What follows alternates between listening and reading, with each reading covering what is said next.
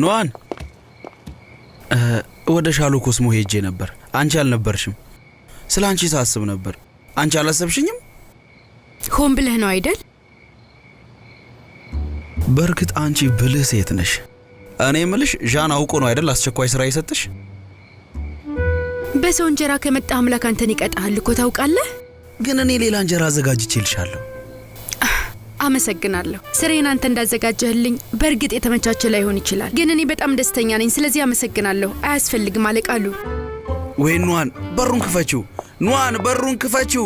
ኑዋን በሩን ክፈችው! ወይ ኑዋን በሩን ክፈችው! ክፈችው በሩን! በሩን ክፈችው!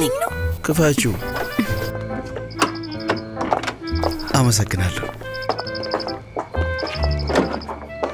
ቆልፈው